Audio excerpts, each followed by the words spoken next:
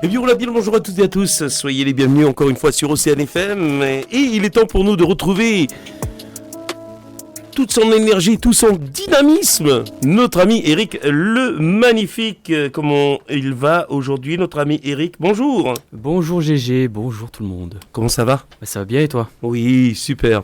Alors, rubrique technique, encore une fois, qui vous permet d'en savoir un peu plus sur tout ce qui nous entoure. Et notamment, aujourd'hui, on va parler de technologie dans notre rubrique. Bonjour. Et effectivement, bonjour GG, bonjour tout le monde. On va parler technologie avec Google qui admet que la vidéo démo de sa nouvelle IA, appelée Gemini, est au moins partiellement truquée. Alors dans cette chronique technique aujourd'hui, cette semaine, Google a créé l'événement en dévoilant Gemini, son dernier modèle d'intelligence artificielle, présenté comme une avancée majeure.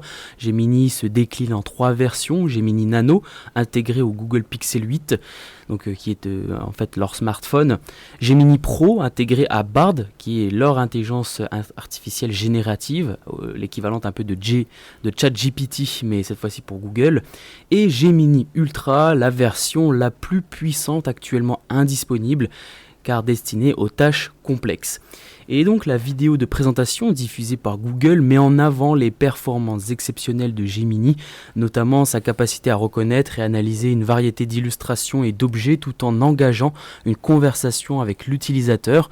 Cependant, un rapport de Bloomberg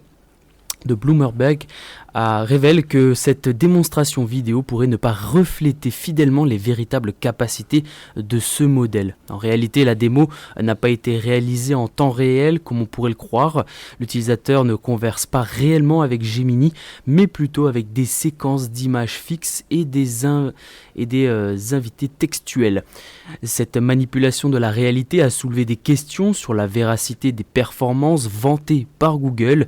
De plus, la vidéo mentionne que la latence a été réduite et les sorties de Gemini ont été raccourcies pour des raisons de concision. Des notifications indiquent même des séquences raccourcies, laissant entendre que le temps de réponse du modèle est en réalité plus long que ce qui est présenté dans la vidéo. Ainsi, Google a modifié la vitesse des réponses, laissant planer le doute sur les performances réelles de la gestion multimodale. Oriol Vignols, vice-président de la recherche chez Google DeepMind, a expliqué que la vidéo illustre ce à quoi pourraient ressembler les expériences utilisateurs multimodales créées avec Gemini, laissant entendre que ces fonctionnalités pourraient être encore au stade de projet ou de prototype. Nous avons également testé la version Pro de Gemini et constaté les performances comparables à celles de GPT-4, bien que Gemini soit montré plus méthodique dans ses réponses. Et malgré l'affirmation de Google selon laquelle Gemini Ultra pourrait surpasser GPT-4, la vidéo ne précise pas si la version présentée est la Pro ou l'Ultra, ajoutant ainsi de l'incertitude. Et face à ces constats, certains se demandent si les performances de Gemini ne révèlent pas tout simplement de la publicité mensongère. Il est à noter que ce n'est pas la première fois que Google suscite des doutes avec une démonstration, rappelant que le précédent modèle derrière Bard, qui avait généré une fausse information sur le télescope James Webb plus tôt cette année. Bref, certains s'interrogent même sur la précipitation de Google à lancer son modèle d'intelligence artificielle, potentiellement pas encore totalement prêt, peut-être pour tirer davantage des défis organisationnels actuels d'OpenAI. Cependant, malgré les turbulences internes chez OpenAI, l'entreprise semble toujours avoir une longueur d'avance sur Google et sur ses autres concurrents. Rappelez-vous, cette fameuse chronique où nous parlions de Sam Altman qui s'est fait licencier. Voilà ce qui conclut donc notre chronique sur Gemini, l'intelligence artificielle de Google, aux performances à prendre avec précaution et des pincettes.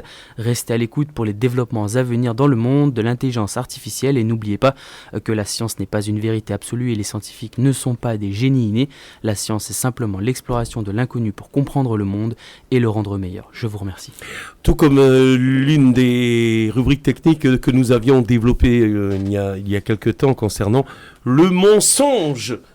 Le mensonge, apparemment, c'est monnaie courante maintenant dans tout ce qui est domaine de la technologie aujourd'hui. Le mensonge ou la forte exagération. Voilà qui clôturera donc notre séquence technique pour aujourd'hui. Merci Eric. Merci Gégé. À Merci bientôt. tout le monde.